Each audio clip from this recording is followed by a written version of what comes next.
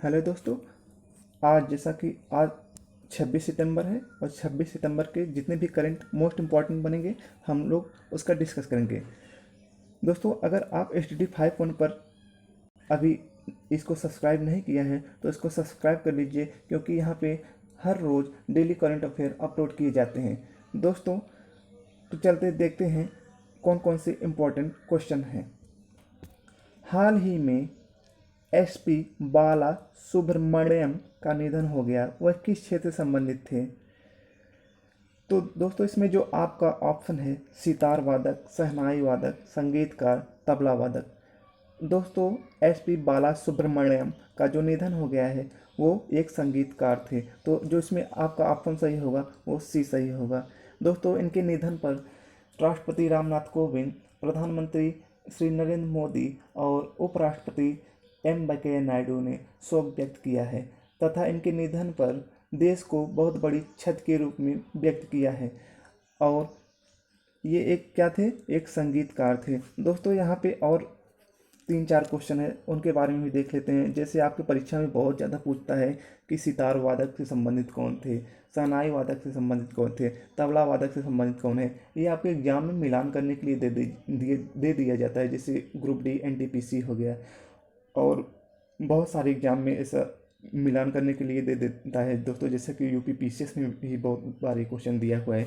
तो इसमें देखते हैं, जैसे सितार वादक अगर यहाँ पे नाम आता है तो सितार वादक को देखते ही आपके दिमाग में तुरंत क्लिक करना चाहिए पंडित रविशंकर प्रसाद। किसका नाम? पंडित रविशंकर प्रसाद। और जो इसमें शहनाई वादक हैं दोस्तों, बहुत ही फेमस नाम है बिस्मिल्लाह खां। और तबला वादक जो हैं, इसमें 2 नाम आपको याद रखना है, एक सुखविंदर सिंह हैं और दूसरे हैं जाकिर हुसैन। दोस्तों, तो इस क्वेश्चन से आपको इतनी सारी जानकारी मिल जाती है। देखते हैं नेक्स्ट क्वेश्चन क्या है। नेक्स्ट क्वेश्चन जो है दोस्तों, इसमें हाल ही में एसर इंडिया के ब्रांड एम्बेसडर कौन नियुक्त किए गए हैं? तो इसमें जो ऑप्शन है सोनू सूद, आयुष्मान खुराना, सलमान खान, अक्षय कुमार। दोस्तों, अभी हाल ही में ताइवान कंपनी द्वारा जो एसर एक कंप्यूटर पर्सनल कंप्यूटर बनाती है, उसके द्वारा आयुष्मान सोनू सूद को इसका ब्रांड एम्बेसडर बनाया गया है। दोस्तों, सोनू सूद जो हैं वो भारत के बॉलीवुड अभिनेता हैं तथा लॉकडाउन में इन्होंने बहुत ही असहाय और गरीब लोगों को उनके घर तक पहुंचाने में मदद किए थे। दोस्तों, इन सब से प्रभावित होकर ताइवान की जो पर्सनल कंप्यूटर ब्रांड की जो कंपनी है एसर, अभी हाल ही में सोनू सूद को अपना ब्रांड एम्बेसडर नियुक्त किया है। दोस्तों, यहाँ पे जो बी वाला ऑप्शन है आयुष्मान खुराना, अभी हाल ही में टाइम पर्सन के 100 प्रभावशाली लोगों की सूची जारी की गई है, उसमें आयुष्मान खुराना का भी नाम है। दोस्तों, आयुष्मान खुराना भारत के बॉलीवुड अभिनेता हैं तथा इसके साथ साथ भारत के 5 लोगों को भी इसमें शामिल किया गया है, जैसे माननीय प्रधानमंत्री नरेंद्र मोदी को चौथी बार इसमें नामित किया गया है तथा भारत के सुंदर पिचाई जो हैं गूगल के सीईओ हैं, उनको भी इसमें स्थान दिया गया है। और दोस्तों, जो चौथा जो ऑप्शन है अक्षय कुमार, अक्षय कुमार 100 मोस्ट इम्पॉर्टेंट कमाई करने वाले लोगों में विश्व के ये 52वें स्थान पर इनका स्थान है। और दोस्तों, पहले स्थान पर कौन है? तो अमेरिका के काइली जेनर को पहले स्थान पर रखा गया है। तो दोस्तों, इस क्वेश्चन से आपको इतनी जानकारी मिल जाती है। नेक्स्ट क्वेश्चन क्या है दोस्तों? हाल ही में सोमालिया के नए प्रधानमंत्री कौन बने हैं? ऑप्शन है हुसैन रूबल, अहमद अबी अली, अकीरा योसीन, इसमें से कोई नहीं। तो दोस्तों, इसमें सोमालिया के जो नए प्रधानमंत्री बने हैं वो हुसैन रूबेल हैं। हुसैन रूबेल को सोमालिया का नया प्रधानमंत्री नियुक्त किया गया है। दोस्तों, इसमें से जो दूसरा क्वेश्चन है अहमद अबी अली, अहमद अबी अली को 2019 का नोबल पुरस्कार शांति के क्षेत्र में दिया गया है। शांति के क्षेत्र में 2019 का नोबल पुरस्कार अहमद अबी अली को दिया गया है। अब यहाँ पे क्वेश्चन आता है इनको क्यों दिया गया है? तो इन्होंने अपने पड़ोसी देश इरिट्रिया के साथ सीमा समझौता में महत्वपूर्ण योगदान दिया था। दोस्तों इसमें जो तीसरा ऑप्शन है सी वाला, अकीरा योशीन। अकीरा योशीन के बारे में जानते हैं। इनको भी 2019 में रसायन विज्ञान के क्षेत्र में नोबेल पुरस्कार दिया गया था। इन्होंने लिथियम बैटरी में महत्वपूर्ण योगदान दिया था। लिथियम बैटरी को मतलब विकसित करने में महत्वपूर्ण योगदान दिया था, इसीलिए इनको 2019 में रसायन शास्त्र के क्षेत्र में इनको नोबेल पुरस्कार दिया गया था। दोस्तों यहाँ पे देखते हैं, जैसे सोमालिया आ गया, इससे संबंधित 3-4 फैक्ट और देख लेते हैं। जैसे सोमालिया की जो राजधानी है वो है मोगादिशु। मोगादिशु मोगादिशु दोस्तों, मोगादिशु जो है सोमालिया की जो राजधानी है, ये है सिबले नदी के किनारे स्थित है। दोस्तों यहाँ से एक जो हम बताने जा रहे हैं बहुत ही इम्पोर्टेंट क्वेश्चन है। ये पीसीएस में भी आ चुका है और आईएएस में भी क्वेश्चन पूछा जा चुका है, तो बहुत इंपॉर्टेंट है, इसको ध्यान से देखिएगा। जैसे इसमें क्वेश्चन एक पूछता है कि हॉर्न ऑफ अफ्रीका में कौन कौन से देश शामिल हैं। हॉर्न ऑफ अफ्रीका, अफ्रीका में कौन कौन से देश शामिल हैं। तो दोस्तों जब अगर हॉर्न ऑफ अफ्रीका की बात करें, हॉर्न ऑफ अफ्रीका की अगर बात करता है, तो इसमें जो अफ्रीका के जो देश हैं, इसमें से आपके सोमालिया, इरिट्रिया,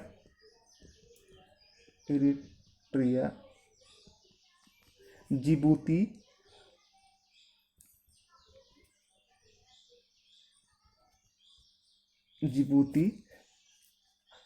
इसमें दोस्तों सोमालिया, इरिट्रिया, जिबूती और एक एक और है दोस्तों, उसका नाम है एक देश और है दोस्तों, उसका नाम याद नहीं आ रहा है, लेकिन आपको याद रखना है सोमालिया, इरिट्रिया, जिबूती, ये देश हॉर्न ऑफ अफ्रीका में शामिल हैं। ठीक है दोस्तों, ये क्वेश्चन बहुत इंपॉर्टेंट है, तो आपको याद रखना है, हॉर्न ऑफ अफ्रीका को देख लेना है। इसमें जो देश हैं वहाँ से क्वेश्चन पूछ लिया जाता है। तो नेक्स्ट क्वेश्चन देखते हैं। क्वेश्चन नंबर 4 है, भारत में एक नए बंदरगाह की स्थापना कहाँ की जा रही है। तो भारत में एक नए बंदरगाह की जो स्थापना की जा रही है दोस्तों, बधावन महाराष्ट्र में की जा रही है। बधावन महाराष्ट्र में जो ये बंदरगाह है, ये भारत का 13वां बंदरगाह होगा। तथा दोस्तों महाराष्ट्र में एक है जवाहरलाल नेहरू बंदरगाह, जो मुंबई बंदरगाह के बोझ को कम करने के लिए बनाया गया है। जवाहरलाल नेहरू जो बंदरगाह है दोस्तों, ये सबसे बड़ी मशीनीकृत कंटेनर युक्त बंदरगाह है। तथा अभी दोस्तों हाल ही में 2-3 बंदरगाहों का नाम भी चेंज किया गया है, वो भी देख लेते हैं। जैसे गुजरात में आपका एक कांडला ज्वरी बंदरगाह है, आपके एग्जाम में पूछा जाता है इसमें से कौन सा ज्वरी बंदरगाह है, तो कांडला बंदरगाह है। और कांडला बंदरगाह का नाम चेंज करके दीनदयाल उपाध्याय बंदरगाह कर दिया गया है दोस्तों। और एक है कोलकाता बंदरगाह। कोलकाता बंदरगाह जो है ये सबसे बड़ी नदी बंदरगाह है दोस्तों। अभी हाल ही में 150वीं वर्षगांठ पर इसका नाम चेंज करके श्यामा प्रसाद मुखर्जी बंदरगाह कर दिया गया है दोस्तों। इसमें और कुछ हम फैक्ट देख लेते हैं बंदरगाह से संबंधित दोस्तों। जैसे इसमें अगर पूछा जाए भारत का सबसे बड़ा बंदरगाह कौन सा है, तो भारत का जो सबसे बड़ा बंदरगाह है वो है मुंबई। अगर पूछा जाए भारत का जो सबसे प्राचीन बंदरगाह कौन सा है दोस्तों, सबसे प्राचीन जो बंदरगाह है वो है चेन्नई बंदरगाह। अगर दोस्तों अगर पूछा जाए भारत का सबसे गहरा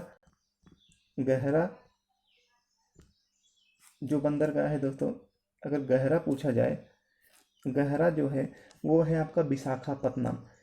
तो विशाखापट्टनम सबसे गहरा बंदरगाह है दोस्तों। यहाँ पे और आपको बताते चले, कुछ जानकारी और देते चले। हमारा यही उद्देश्य ही रहता है कि एक क्वेश्चन के पीछे आपको 5-5, 6-6 जानकारियाँ दिया जाए। जैसे इसमें जैसे आपका पूछा जाता है कि जो सबसे बड़े बंदरगाह है दोस्तों, वो केंद्र सरकार के अंतर्गत उसकी निगरानी की जाती है, लेकिन जो छोटे बंदरगाह हैं वो राज्य सरकार के अंतर्गत आते हैं।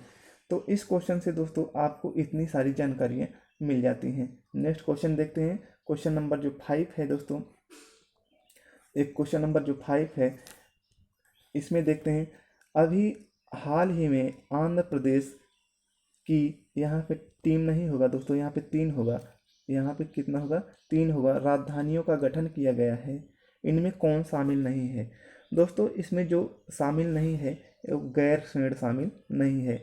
अगर इसमें देखा जाए तो विशाखापत्तनम, अमरावती, कुरनूल, ये तीनों आंध्र प्रदेश की राजधानियाँ बनाई गई है, इसका गठन किया गया है। लेकिन गैरसैंण जो है उसका, ये आंध्र प्रदेश की राजधानी नहीं है, क्योंकि गैरसैंण जो है ये दोस्तों उत्तराखंड की ग्रीष्मकालीन राजधानी बनाई गई है। आपकी जानकारी के लिए बता दूं दोस्तों, जो उत्तराखंड की राजधानी है देहरादून, देहरादून एक अस्थायी राजधानी नहीं है, वो आज भी एक अस्थायी राजधानी है।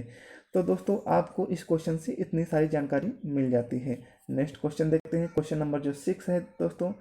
क्वेश्चन नंबर 6 जो है, अभी हाल ही में कौन सा देश चीनी वस्तुओं का अपने देश में आयात पर प्रतिबंध लगा दिया है? दोस्तों अभी अमेरिका जो है वो चाइना से जितने भी सामान आयात करता था उस पर पूर्ण रूप से प्रतिबंध लगा दिया है। तो इसका जो सही ऑप्शन होगा वो होगा अमेरिका। और इसमें से जो नेक्स्ट ऑप्शन है इजराइल। इजराइल जो है दोस्तों, ये इजराइल बहुत ही इम्पॉर्टेंट है। यहाँ से एक क्वेश्चन बहुत ज़्यादा पूछा जाता है। अभी 2017 की पीसीएस हुआ था, उसमें से ये क्वेश्चन पूछा गया था, इजराइल के साथ कौन कौन से देश अपना सीमा साझा करते हैं? तो इजराइल के साथ दोस्तों जो सीमा साझा करते हैं वो 4 देश हैं। उनको, उनका जो नाम है वो आपको याद रखना है दोस्तों, बहुत ही इम्पॉर्टेंट है। इजराइल, मान लीजिए इजराइल है, और इजराइल के साथ जो सीमा साझा करते हैं ऊपर दोस्तों है लेबनान, लेबनान, और इस साइड जो है ये है सीरिया, सीरिया दोस्तों, सीरिया है। और नीचे जो है मिस्र है, और यहाँ पे जो है एक है, उसका नाम है जॉर्डन। तो इजराइल से दोस्तों जो सीमा साझा करते हैं वो 4 देश हैं, लेबनान, सीरिया, मिस्र और जॉर्डन। दोस्तों ये बहुत ही इम्पोर्टेंट है और परीक्षा में अक्सर पूछ लिया जाता है। दोस्तों यहाँ पे अगर देखा जाए भारत की जो सीमा है वो लगभग 7 देशों से शेयर करती है, जिसमें से पाकिस्तान, अफ़गानिस्तान, चाइना, नेपाल, भूटान, बांग्लादेश और म्यांमार के साथ साझा करता है। अगर पूछा जाए दोस्तों इसमें सबसे बड़ी सीमा भारत की किस देश के साथ लगती है, तो वो है बांग्लादेश, और सबसे छोटी जो सीमा है वो है अफ़गानिस्तान। तो दोस्तों इस क्वेश्चन से आपको इतनी सारी जानकारी मिल जाती है। दोस्तों इसमें अगर बात करें ऑस्ट्रेलिया की, ऑस्ट्रेलिया को प्यासी भूमि का देश भी कहा जाता है, और ऑस्ट्रेलिया में एक भी अभी ज्वालामुखी नहीं है। तो दोस्तों चलते हैं नेक्स्ट क्वेश्चन पर। क्वेश्चन नंबर 7 जो है, अभी हाल ही में संसद ने जम्मू कश्मीर आधिकारिक भाषा विधेयक, दोस्तों यहाँ विधेयक नहीं होगा, विधेयक होगा, विधेयक, विधेयक 2020 पारित किया। इसमें कितनी भाषाएं हैं? तो इसमें जो भाषाओं की संख्या है दोस्तों, इसमें 5 भाषाएं हैं, और 5 भाषाएं जो जो हैं दोस्तों इसमें से वो बहुत ही इम्पोर्टेंट है। अभी हाल ही में जो इसे शामिल किया गया है, इसमें जो 5 भाषाएं हैं, अंग्रेजी, उर्दू, अंग्रेजी, उर्दू, उसके बाद डोगरी और हिंदी, काश्मीरी, ये 5 जो भाषाएं हैं दोस्तों, कौन कौन से? काश्मीरी, डोगरी, हिंदी, अंग्रेजी, उर्दू को शामिल किया गया है। तो नेक्स्ट क्वेश्चन देखते हैं दोस्तों, अभी हाल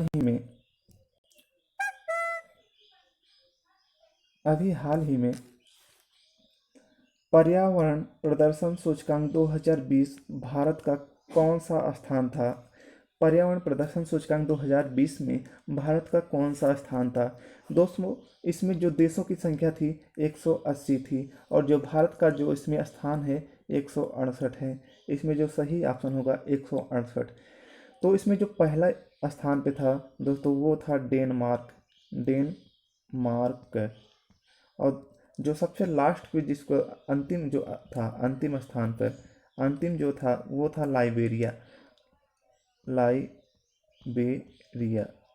लाइबेरिया था। दोस्तों इंडेक्स बहुत इंपॉर्टेंट है, और इंडेक्स से हमेशा एक क्वेश्चन पूछा जाता है। दोस्तों हम कुछ इंडेक्स और आपको बताते चलते हैं, जिससे अगर पूछा जाए भ्रष्टाचार सूचकांक में भारत का कौन सा स्थान है? तो भ्रष्टाचार सूचकांक में जो भारत का स्थान है वो है 80वां स्थान। अभी अगर पूछा जाए मानव विकास सूचकांक में भारत का कौन सा स्थान है, तो भारत का जो स्थान है 129वां स्थान है। कौन सा? 129वां स्थान। अगर पूछा जाए कि विश्व प्रेस स्वतंत्रता सूचकांक में भारत का कौन सा स्थान है, तो विश्व प्रेस सूचकांक में भारत का जो स्थान है 142वां स्थान है। अगर पूछा जाए वैश्विक मतलब विश्व में प्रसन्नता इंडेक्स में भारत का कौन सा स्थान है, तो दोस्तों उसमें 144वें स्थान पर भारत है। तो अगर पूछा जाए दोस्तों लोकतंत्र सूचकांक में भारत का कौन सा स्थान है, तो उसमें 51 पे है। तो दोस्तों इंडेक्स बहुत ही इंपॉर्टेंट है, इंडेक्स को आपको याद रखना है क्योंकि हर एक एग्जाम में एक इंडेक्स जरूर पूछता है। तो आपको इस क्वेश्चन से इतनी सारी जानकारी मिल जाती है। नेक्स्ट क्वेश्चन चलते हैं दोस्तों, देखते हैं क्या है। क्वेश्चन नंबर यहाँ पे 9 है। हाल ही में खसरा और रूबेला जैसे गंभीर बीमारियों से कौन से देश मुक्त घोषित किए गए हैं? दोस्तों इसमें जो ऑप्शन आपका सही होगा वो श्रीलंका और मालदीव है। दोस्तों अभी WHO के द्वारा दक्षिण पूर्व एशिया द्वीपों देश में श्रीलंका और मालदीव को खसरा और रूबेला जैसी गंभीर विषाणु जनित रोगों से मुक्त घोषित कर दिया है। दोस्तों बताते चलें 2023 तक खसरा और रूबेला से देश को मुक्त करने का जो अभियान चल रहा है, इसके पहले ही 2023 के पहले ही श्रीलंका और मालदीव ने इस लक्ष्य को पूरा कर लिया है। तो आपका जो इसमें ऑप्शन सही है श्रीलंका और मालदीव। नेक्स्ट क्वेश्चन देखते हैं। नेक्स्ट क्वेश्चन है दोस्तों क्वेश्चन नंबर 10। इसमें कोविड-19 से संबंधित कौन सी सरकार के द्वारा कौन सी परियोजना चलाई गई है उसको देखते हैं। दोस्तों ये बहुत ही इम्पोर्टेंट है, आपके एग्जाम में अक्सर एक क्वेश्चन ऐसे पूछ लिया जाता है। अभी हाल ही में RO 20 सितंबर को एग्जाम हुआ था, उसमें पूछा गया था दोस्तों। तो यहाँ पे देखते हैं जो ए है आयुष कवच, ये है यूपी सरकार के द्वारा चलाया गया था। और मिशन सागर जो है ये केंद्र सरकार के द्वारा चालू किया गया था। और ब्रेक द चेन है, ये है केरल सरकार के द्वारा चालू किया गया था। ये परियोजना कोविड-19 से संबंधित था। जो 5T योजना है वो दिल्ली सरकार के द्वारा चालू किया गया था। दोस्तों इसमें जो बहुत ही इम्पोर्टेंट है मिशन सागर। मिशन सागर, मिशन सागर को हम देखते हैं। मिशन सागर जो है कोविड-19 से संबंधित, ये जब कोरोना का कहर बहुत ज़्यादा था दोस्तों, तो भारत सरकार ने 5 द्वीपों के जो भारत के भारतीय जो नागरिक हैं उनको भारत में लाने के लिए ये अभियान चलाया गया था। जैसे इसमें जो 5 द्वीप थे, इसमें से कुछ जैसे हैं मेडागास्कर, कोरोमोस, मॉरिशस और मालदीव, सेशेल्स। ये जो द्वीप 5 द्वीप है, यहाँ से भारत के जितने भी नागरिक हैं उसको भारत में लाने के लिए एक नौसेना जहाज जो गया था उसका नाम है दोस्तों INS केसरी। केसरी ये बहुत ही इम्पोर्टेंट नाम है, इसको याद रखिएगा कौन सा जहाज गया था सबको लेने के लिए, तो INS केसरी। तो ये बहुत ही इम्पोर्टेंट क्वेश्चन था दोस्तों। तो ये क्वेश्चन आपको याद रखना है, ये वाला क्वेश्चन आपको याद रखना है, बहुत इंपॉर्टेंट है। इसमें जो आयुष कवच है वो यूपी सरकार के द्वारा, मिशन सागर जो है केंद्र सरकार के द्वारा, ब्रेक द चेन जो है वो केरल सरकार के द्वारा, और 5D योजना जो है वो दिल्ली सरकार के द्वारा चलाया गया था। तो दोस्तों उम्मीद करता हूँ कि आपको ये वीडियो बहुत ही अच्छा लगा होगा और आपको इसमें बहुत कुछ सीखने को मिला होगा। तो अगर आप मेरे चैनल को अभी तक नहीं सब्सक्राइब किया है तो आप मेरे चैनल को सब्सक्राइब कर लीजिए, जिसका नाम है HTD51। दोस्तों यहाँ पे हर रोज़ करंट अफेयर अपलोड किए जाते हैं और जितने भी करंट अफेयर यहाँ पे अपलोड किए जाते हैं आपके परीक्षा की दृष्टि से बहुत ही इंपॉर्टेंट है। आने वाली परीक्षा जो ग्रुप डी है, NTPC है, उसके लिए तो बहुत ही रामबाण है। और दोस्तों इसी प्रकार से बहुत बहुत धन्यवाद।